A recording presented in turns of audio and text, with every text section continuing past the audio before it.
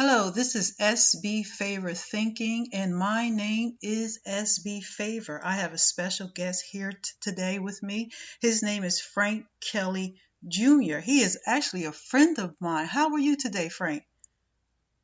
I'm fine, thank you. Great, great. Thank you for taking the time to join me today on my podcast. Frank is an artist from Monroe, Louisiana. His specialty in art is abstracts, landscapes, and portraits. So, Frank, tell us a little bit about your artist's background because you are an inspirational artist. I see your work as inspirational to me. Every time I look at your work, I'm inspired by the colors, the lighting, and the shades, and everything that you do. So tell us a little bit about your work. Well, growing up in a rural community, I had an opportunity to see so many different colors in the leaves during the seasons. Mm-hmm. I had a chance to see so many different things because just being alone and being in a rural area. Mm-hmm. So I tend to work from feelings and emotions spiritually and emotionally. And so my work is expressed in that way. So that's how you inspired to actually create the work. Yes. That's awesome. So let me ask you this. So in the process of looking at nature, because you described the leaves and things like that pertaining to color, so how does God inspire you to do what you do? Because I'm sure he does. I mean, we've had conversations in the past about God pertaining to how your work is influenced by him. So tell me about that. How does God inspire your work? Yeah, well, God is everything to me. He means everything. Without him, I know I could not survive. There will be no Frank Kelley Jr., of course. But to be so intimate with the relationship with God Mm-hmm. has been there are words that cannot be described. He has taken me places that I never dreamed of with my art in creating the work.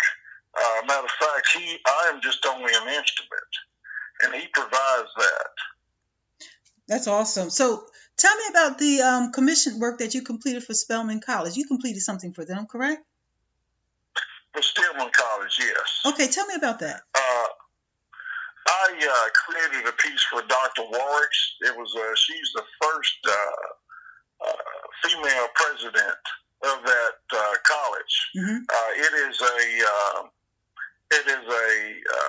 actually an arts college that was basically founded by the Episcopal Church for African Americans, and to be a part of that institution by having my work in the confines of the college it means a great deal to me.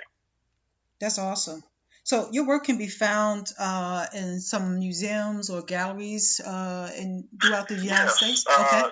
The galleries that I've been in Georgia Nundy Gallery, which is in Detroit, Carol Robinson Art Gallery, which is in New Orleans. There's several galleries throughout the country that I've been in. I'm in museums, of course, and one in particular was just one of my pieces titled Louisiana Living was just accepted as one of in the permanent collection at the Charles Wright History Museum of Art, which is the second largest African American museum in the world. Oh, okay. Okay. So tell me about your mentorship program. I remember talking to you about a mentorship program. I'm speaking kind of fast. So we talked about that months ago, the mentorship program and how you influence children to create art. So tell me about that. Well, giving back is one of the things that's very profound to me, mm-hmm. and it means a great deal because someone gave back to me. And I really reflect on that. I think that's very important. If you're not giving, you're definitely not. It's going to be difficult for you at times to receive. Absolutely. So I do it out of my heart and soul. And when when I'm giving to youth, I basically, it's one of the greatest feelings of all to be able to give something that God has got, that He has acquired for you from the time you were born. So when I work with youth, and I particularly have worked with over 2,000 youth throughout the country, and I developed a program, Youth Arts Initiative Program, which is also a nonprofit that I've created as well, by which I go into schools or areas of the country, boys and girls clubs, and I work with kids who are in need of math, reading, writing, public speaking, life skills, collaboration, visualization through the arts. Wow, that sounds so. That just sounds so awesome, Frank. You know, you're doing a lot, and I just appreciate the fact that you just took the time out to talk to me today about this, because I'm sure that somebody out there needs to be inspired, because we all have gifts and talents, and art is your gift. So let me ask you this: how were you raised, influenced by art as a young kid? Like, when did you know you had that gift? So how were you raised with the influence? Tell me about that. Well, I'll never forget when I was a child, which there was not very much to do. I mean, you got to understand the era in which I grew up in. We started out with black and white TVs and then branched off into color. And in a rural area where there was no cable vision during that time, I think we had 2 channels. So your mind wasn't focused on TV. We did enjoy music, truthfully enough, but your focus was based on reading. And from reading, observation came, and then understanding what you read. Right. And putting it into existence. And from reading and observing, I would tend to draw what I read and what I observed. Wow. And I did not have any art education during that particular time, nor did I have any in elementary or high school. But I just felt that the need, that was a safe haven for me. That's a safe place. It's always been that way for me. And I'll never forget, in the 3rd grade, we were asked to stand and say what we wanted to be when we grew up. And you got to understand, there was no evidence of any artist in my life other than what I had read. Wow. And I stood up and I said that I wanted to be an artist. And lo and behold, that's what I have become. That's a blessing. So tell me about this. What would you say are the challenges most artists go through, or what do they experience? What are the challenges? Well, there are several. One by which, when you begin painting or drawing or whatever the case may be, while you're young and you're in your youth, there are so many people that try to discourage you from it. And the fact of the matter is, they do it out of love, and some out of, they just don't understand it. Okay. It's not something that's received from the naked eye and from the heart, because it's unusual. And there are some jealousies that go along with it too, because they wonder why you were given that particular gift and they weren't. Wow. And it could be from your family members or outside members. It could come from any angle. So there are many different reasons that I have, and as I grew up, I noticed that those challenges, but also there are not a lot of folks, especially in the African American community, that's involved in this particular area. Okay. And so, with me being an African American, it posed a difficult venture for me, because I had no one to look up to, nor mimic or follow. So it was just me, myself, and God saying, "Okay, you're going to do this." And I had people who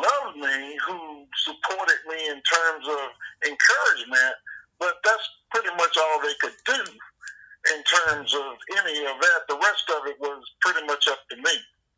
So over the years, I've had people who would come into my life and who would still tell me, well, you can't make a living from that. Wow. You know, you need to focus on things that you can. Even my college years. But even when I majored in business management, my Father, which is my God in heaven, brought me back to what my calling, which is art. And I ended up getting an art degree and a business degree as well. Awesome. And my major, my fine art is my primary major. So, and which led me to Art and Antiques magazine after 15 years being in business, working in a business environment, and being found or discovered in Art and Antiques magazine. Okay, so let me ask you this. How does your art stand out from the rest? Because we see all types of art everywhere we go, you know, and how would you say your art stands out from the rest? Basically, that's the question. Well, I can't, that's real difficult for me to express, because I don't look at my art better or standing out among anyone else. So you don't use a special signature. That's what I'm asking. It is. Okay. I do what it is. I mean, what it is I'm supposed to do. Okay. And that's and I would tell any artist to be true to your work. Good. Okay. To be true to yourself. Don't worry about what's on YouTube or what Frank Kelley's doing or somebody else is doing. Do your work, and as you go through life, share your stories. Share the things that are in your heart, your mind, your soul, and you'll be fine. No matter what anybody says. You first have to be comfortable and happy and feel free in the work that you do. Well, you know, I asked that question because, you know, some artists, you can look at something and you know it's that artist without even having a second thought. And in my mind, when I look at art, I sometimes think that it's your work when I see certain types of art, because I know that your style, you know, especially landscapes. Well, you know, to refer to a particular style or a particular brush stroke or what have you, that's going to be identified, you know, quickly because of the way that you work. And I've tried different ways over the years to, you know, we as artisans, we look at other people's work, and especially the ones before us, and we try different things. That's what it's all about. You try different things, different methods. You look at what they've done versus what you can do, and over time, you find yourself and your identity. But it takes time. Okay, so tell me about what you are currently working on. At this point, I just finished a major commission for a family that, of course, it was relatively about 9 pieces, and also I'm in the process of working on some future projects that are coming up, which are going to be commissional pieces as well. With the pandemic going on, it has played a part in terms of where I should focal. But one of my interests also right now is producing new work, because that's one of the things I like to focus on at this point in my life. Okay. I think we all should at this point, especially artisans, whether it's music, dance, or whatever the case may be, art in any form of art form should express their creativity and define where their locale within themselves at this point. And that's something that I feel that surely I need to do for me to continue to go forward. So basically, you just describe everything you've been doing during this crazy pandemic, huh? Basically, right? Yes. That's correct. awesome. Yeah. Correct. Okay, so tell me about this masterclass that you've been doing online. Tell me about that. The masterclass was actually created in mind for those who were quarantined. Okay. During a pivotal moment where they had nothing to do. They were just at home and under frustration and locked down. And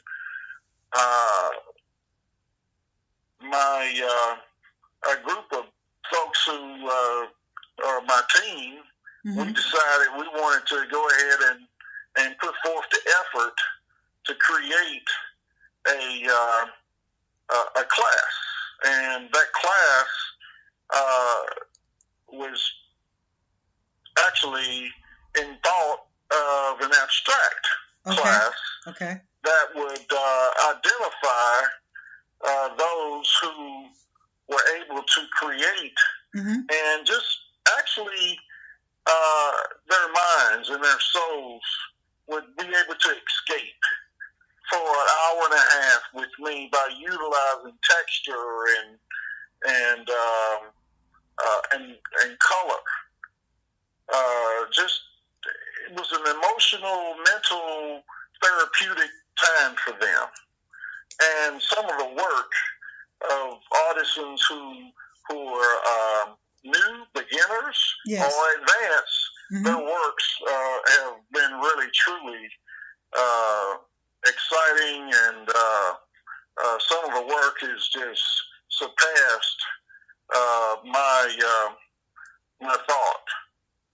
So let me ask you this question. What would you tell a young artist that is trying to do more in the industry and just be more creative? How would you inspire a young artist right now?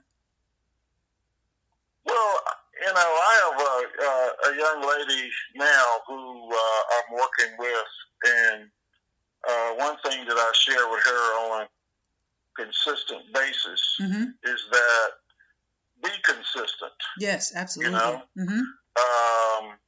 Be consistent, apply yourself.